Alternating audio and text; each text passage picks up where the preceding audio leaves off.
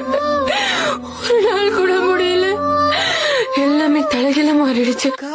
இந்த முறை உன் மேல இருக்க நம்பிக்கைய தயவு செஞ்சு உடைச்சிடாத அர்ஜுன். அப்புறம் என் உயிரே என்னை விட்டு போயிடும். அர்ஜுன், எங்க இருந்து வந்தா அங்கே திருப்பி போயிடுறேன். எல்லாமே வேகமா போற மாதிரி இருக்கு. பழகிக்கோங்க.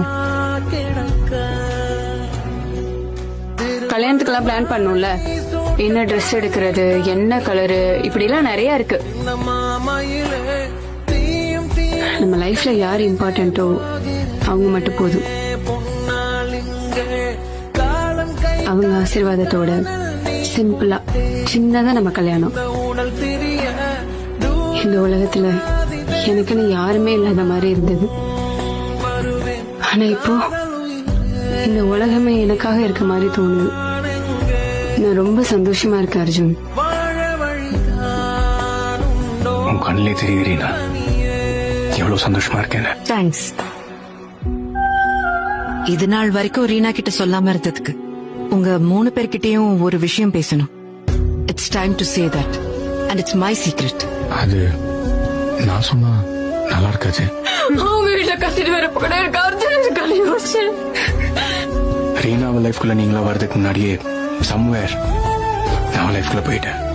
சுத்தி எல்லாரும் இருக்கும்போது எனக்கு பிடிச்ச பர்சன் என் கூட இருக்கணும்னு ஆசைப்பட்டேன்.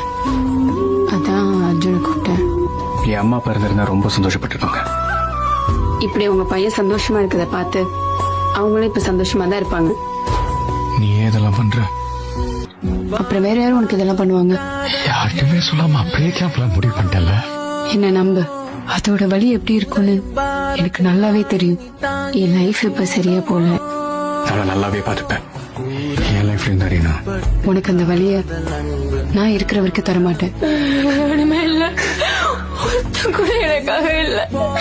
நான் இருக்கேன் ரீனா. வாழ்க்கைங்கிறதே அடுத்த நொடி சுவாரஸ்யம் என்னன்னு தெரியாம வாழ்றதுதான்.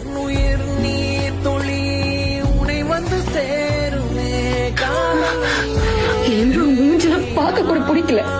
வா, வாழ்ந்து பாத்திரலாம்.